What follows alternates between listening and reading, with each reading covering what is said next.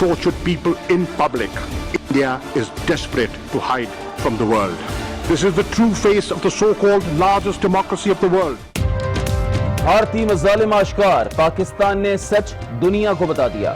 اقوام متحدہ کی انسانی حقوق کونسل میں وزیر خارجہ کشمیریوں کی آواز بن گئے۔ بتایا وادی میں انسانی حقوق کی سنگین خلاف ورزیاں ہو رہی ہیں۔ بھارت کشمیریوں کی نسل کشی پر اتر آیا۔ وادی میں 10 لاکھ فوجی تعینات ہیں، مسلسل کرفیو ہے، کھانے کو کچھ ہے نہ ادویات تک رسائی، لوگ مر رہے ہیں، عالمی برادری کردار ادا کرے۔ وزیر خارجہ نے تحقیقات کے لیے آزاد کمیشن بنانے کا مطالبہ کر دیا۔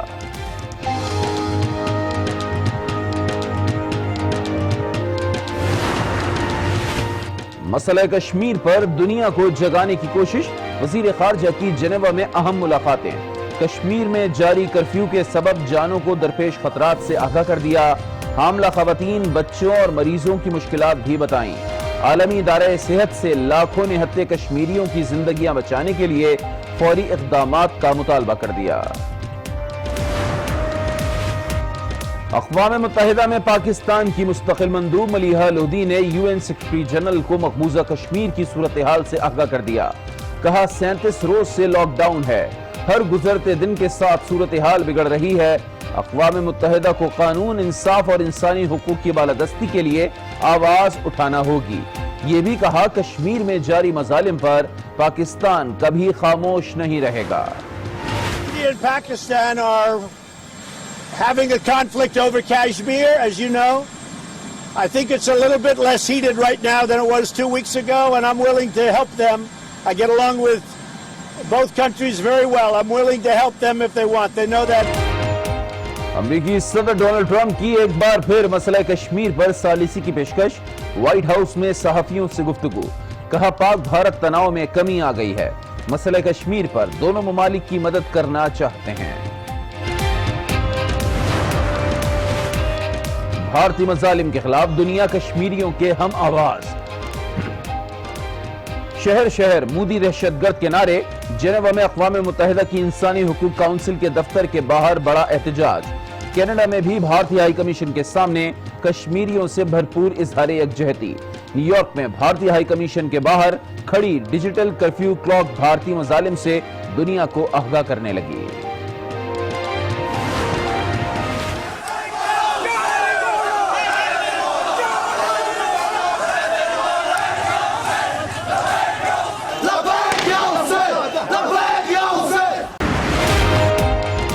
بھارت کے اوچھے ہتھ کنڈے جھوٹا پروپیگنڈا رچانے لگا۔ سرکریک ریجن میں خالی کشتیاں پکڑی ہیں، سیکیورٹی اقدامات کر رہے ہیں، بھارتی فوجی کمانڈر شور مچانے لگے۔ شرپسند بھارتی سرکار پر ہندوتوا کا جنون سوار، شمال مشرقی ریاست میں 10 حراستی مراکز کی تعمیر، آسام میں شہریت سے محروم افراد کو رکھا جانے کا۔ بیٹی کے علاج کے بہانے بھارت جانے والا بلدیو کمار غدار پاکستان کے خلاف ہرزہ سرائی پر اتر آیا۔ جھوٹے بیانات سے بھارت میں سیاسی پناہ لینے کی کوشش، درخواست جمع کرا دی۔ پاکستان گئے تو IPL سے فارغ کر دیے جاؤ گے، بھارتی اسپورٹس اتھارٹیز کو شرم آنی چاہیے۔ طالبان سے بات نہیں ہوگی، مذاکرات مردہ ہو چکے۔ امریکی صدر نے دو ٹوک موقف میں واضح کر دیا۔ کہا طالبان سے بات چیت مکمل طور پر ختم ہو چکی، ہم افغانستان میں پولیس کا کردار ادا کرتے رہے، دشمن کے خلاف 4 دن کی کارروائیاں 10 سال پر بھاری ہیں۔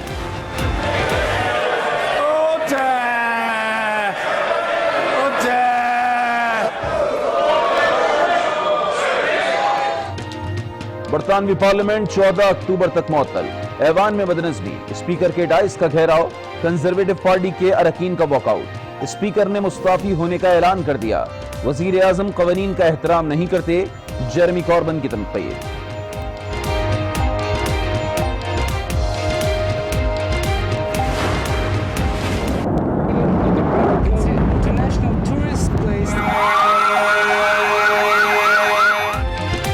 گیارہ ستمبر امریکی تاریخ کا سیاہ ترین دن، سنہ 9/11 کو 18 برس بیت گئے۔ ورلڈ ٹریڈ سینٹر سے 2 طیارے ٹکرائے تھے، دنیا کی سب سے بڑی عمارت گرائی گئی، ہزاروں افراد زندگی ہار گئے تھے۔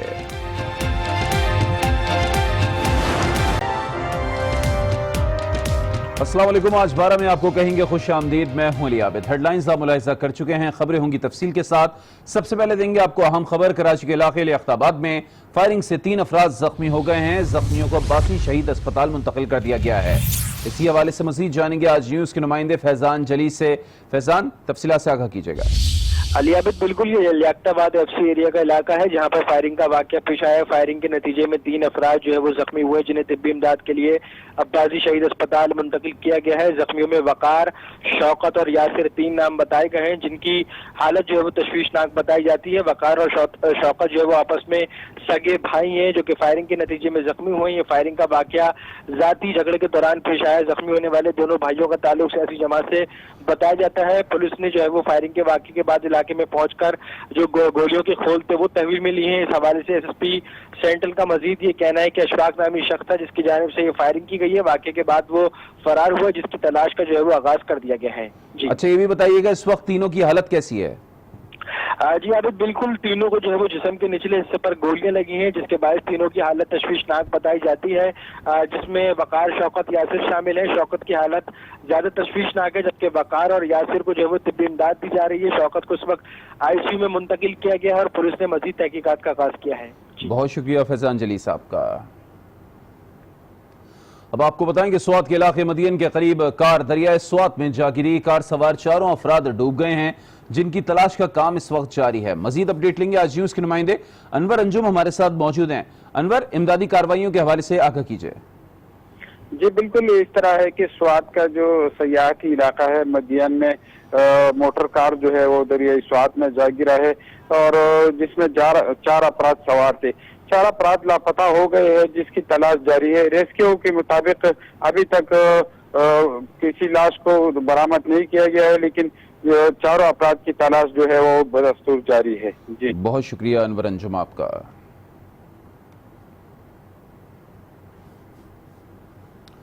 اب آپ کو بتائیں کہ قائد اعظم محمد علی جناح بانی پاکستان کی 71ویں برسی آج منائی جا رہی ہے.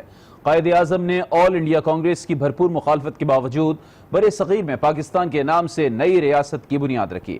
قائد اعظم کیسا پاکستان چاہتے تھے یہ آپ جان پائیں گے. اس رپورٹ کو زندہ رکھیں. ہمیں ظلم کے خلاف جدوجہد میں کامیابی ملے گی, اسی طرح جس طرح کربلا کے شہداء نے ہمیں دکھایا. وزیر خارجہ شاہ محمود قریشی نے کچھ دیر قبل جنیوا میں میڈیا ٹاک کی ہے. آئیے آپ کو دکھائیں. آج کا دن پاکستان کے لیے اور کشمیریوں کے لیے ایک میں سمجھتا ہوں کہ منفرد دن ہے. ایک تو مجھے موقع ملا کہ میں ہیومن رائٹس کاؤنسل کے سامنے ایک بھرے ہوئے ہال میں جو کھچا کھچ بھرا ہوا تھا میں پاکستان کا اور کشمیریوں کا مقدمہ پیش کر سکوں جو میں نے کیا. اور جو میری انگیجمنٹس ہیں سارے دن کی وہ تو ایک لمبی تفصیل ہے, وہ بھی شیئر کی جا سکتی ہے.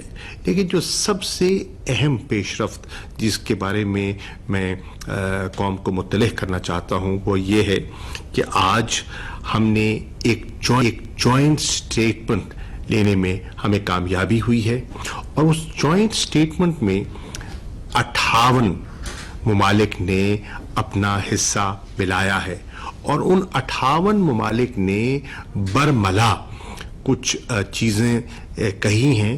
اور یہ جو 58 ممالک ہیں یہ مختلف کراس کٹنگ کنٹریز ہیں, مختلف ریجنز کو جو ریپرزینٹ کر رہی ہیں اور انہوں نے جو کشمیر کی جو صورتحال ہے, مقبوضہ کشمیر کی جو صورتحال ہے, انڈین آکوپائڈ کشمیر کی جو صورتحال ہے, اس کے بارے میں جوائنٹ سٹیٹمنٹ میں 5 موٹی جو ہے وہ خواہشات کا یا مطالبات کا ذکر کیا ہے. سب سے پہلے انہوں نے کہا ہے ہندوستان سے کہ وہ احترام کرے, رسپیکٹ کرے رائٹ ٹو لائف, لوگوں کو جینے کا جو حق ہے ان سے مت چھینے, ان کی جو آزادی ہے, لبرٹی ہے اور جو ان کی سیکیورٹی ہے اسے متاثر نہ کرے. دوسری چیز جو انہوں نے کہی ہے, اس جوائنٹ سٹیٹمنٹ نے مطالبہ کیا ہے ان 58 ممالک نے, وہ یہ ہے کہ کرفیو کو فل فور اٹھایا جائے. تیسرا, جو کمیونیکیشن شٹ ڈاؤن ہے بحال کیا جائے. رسائی نہیں ہے لوگوں کو, وہ رسائی بحال کی جائے. جتنے سیاسی قیدی ہیں ان کو رہا کیا جائے. تیسری بات وہ کہتے ہیں کہ جتنے جو بے تحاشا اور بیجا جو یوز آف فورس ہے، طاقت کا استعمال ہے، جبر ہے، اسے فی الفور ختم کیا جائے. چوتھی بات وہ کہتے ہیں رسائی دی جائے کن کو؟ ہیومن رائٹس آرگنائزیشنز کو، انسانی حقوق کی تنظیموں کو، جن کے ساتھ میری آج ایک تفصیلی ملاقات بھی ہوئی ہے، اور انٹرنیشنل میڈیا کو. اگر ہندوستان سمجھتا ہے کہ ان کے پاس چھپانے کو کچھ نہیں ہے اور حالات معمول کے مطابق آ گئے ہیں تو کہتے ہیں رسائی دے دیجئے. اور پانچویں چیز جو اس جوائنٹ اسٹیٹمنٹ میں نمایاں ہے وہ یہ ہے کہ جو ہیومن رائٹس کمشنر کے آفس کی طرف سے جو رپورٹس آئی ہیں ان کی سفارشات پر عمل درآمد کیا جائے. یہ 5 ایسے بڑے بڑے نکتے ہیں جنہیں آج 58 میں بہت سے نمایاں ممالک شامل ہیں. انہوں نے آج ایک جوائنٹ سٹیٹمنٹ کی شکل میں آج یہ فیصلہ سنایا ہے، اور میں سمجھتا ہوں کہ پاکستان کے لیے اور مقبوضہ کشمیر میں نہت جبر کے خلاف کشمیر میں بھارتی مظالم دنیا کے سامنے رکھ دیے. اقوام متحدہ کی انسانی حقوق کونسل سے دبنگ خطاب کیا. انہوں نے کہا کہ بھارت نے کشمیر کو دنیا کی سب سے بڑی جیل میں تبدیل کر دیا ہے. وادی کی اکثریت کو اقلیت میں تبدیل کرنے کی کوششیں کی جا رہی ہیں. یہ اقدامات جنیوا کنونشن کی خلاف ورزی ہیں. وزیر خارجہ نے مطالبہ کیا کہ مقبوضہ کشمیر میں غیر جانبدار انکوائری کمیشن تشکیل دیا جائے. مقبوضہ کشمیر سے کرفیو اور بلیک آؤٹ ختم کیا جائے.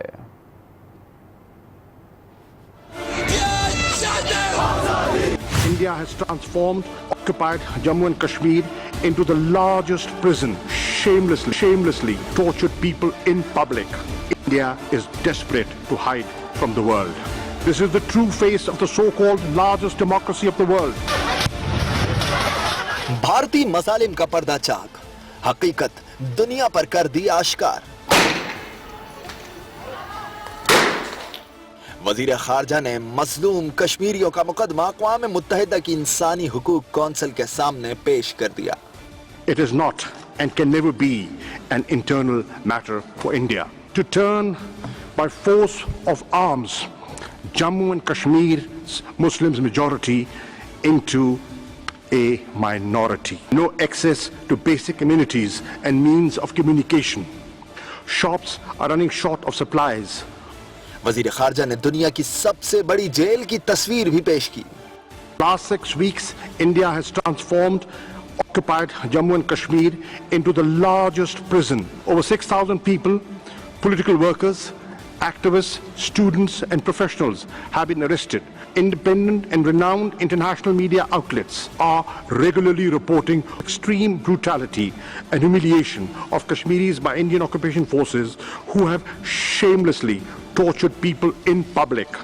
شاہ محمود قریشی نے کہا یہ گزرے زمانے میں نہیں 21ویں صدی میں ہو رہا ہے. India is desperate to hide from the world. This is the true face of the so-called largest democracy of the world. This is the conduct of a country which aspires to be a permanent member of the nation's Security Council. At the root of this mayhem is India's refusal to grant the people of Indian-occupied Jammu and Kashmir their right of self-determination.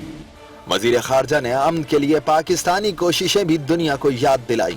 Another India to deflect attention is its increasing violations of the 2003 ceasefire understanding on the line of control. India has used cluster munitions and heavy artillery. I have regularly sensitized the UN Security Council about the grave dangers to peace and security in nuclearized South Asia. Shah Mahmood Qureshi کا کہنا تھا کہ بھارت مقبوضہ کشمیر میں اپنے مظالم کو چھپانے کے لیے کشمیریوں کی جد و جہد آزادی کو دہشت گردی کا نام دیتا ہے. اب انسانی حقوق کونسل کی ذمہ داری ہے کہ وہ انسانی حقوق کی خلاف ورزیوں کا نوٹس لیتے ہوئے کردار ادا کرے.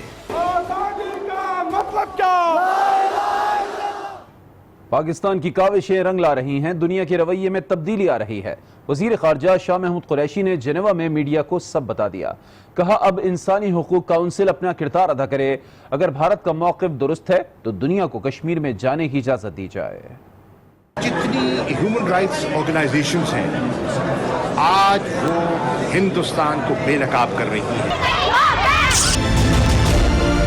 مسئلہ کشمیر پر دنیا کو جگانے کی کوشش، وزیر خارجہ کی جنیوا میں اہم ملاقاتیں۔ ہماری کوشش ہے کہ لوگ انسانی حقوق کو فوقیت دیں۔ انسانیت مری نہیں ہے، ابھی لوگوں کا ضمیر ابھی بھی زندہ ہے، اور آپ دیکھیں گے انشاءاللہ وقت کے ساتھ بہت بڑا طبقہ کشمیریوں کے ساتھ کھڑا ہوگا، ان کی آواز بنے گا، جس طرح آج پاکستان ان کی آواز بن رہا ہے۔ اس شور میں اضافہ ہوتا چلا جائے گا۔ شاہ محمود قریشی نے عالمی ادارے صحت کے ڈائریکٹر کے ساتھ بیٹھک لگائی، کشمیر میں جاری کرفیو کے سبب انسانی جانوں کو درپیش خطرات سے آگاہ کیا، حاملہ خواتین، بچوں اور مریضوں کی مشکلات بتائیں۔ سینیگالین ہم منصب سے ملاقات میں کشمیر کی صورتحال پر گفتگو ہوئی۔ وزیر خارجہ نے کہا، انسانی حقوق کی صدارت سینیگال کے پاس ہونے سے بہت سی توقعات ہیں۔ بھارتی فوج گھروں میں گھس کر بچوں اور نوجوانوں کو اغوا کر رہی ہے، انہیں بدترین تشدد کا نشانہ بنایا جا رہا ہے۔ وزیر خارجہ نے OIC گروپ کے سفراء کو بھی مقبوضہ کشمیر میں انسانی حقوق کی سنگین خلاف ورزیوں سے آگاہ کیا۔ اقوام متحدہ میں پاکستان کی مستقل مندوب ملیحہ لودھی کی UN secretary general Antonio Guterres سے ملاقات ہوئی ہے، مقبوضہ کشمیر کی صورتحال سے آگاہ کیا۔ ملیحہ لودھی کا کہنا تھا کہ مقبوضہ کشمیر میں 37 روز سے کرفیو نافذ اور معمولات زندگی ٹھپ ہے، ہر گزرتے دن کے ساتھ صورتحال بگڑتی ہی جا رہی ہے۔ ملیحہ لودھی نے UN سیکرٹری جنرل پر زور دیا کہ اقوام متحدہ کو قانون، انصاف اور انسانی حقوق کی بالادستی کے لیے آواز اٹھانی ہوگی۔ کشمیر میں جاری مظالم پر پاکستان کبھی خاموش نہیں رہے گا۔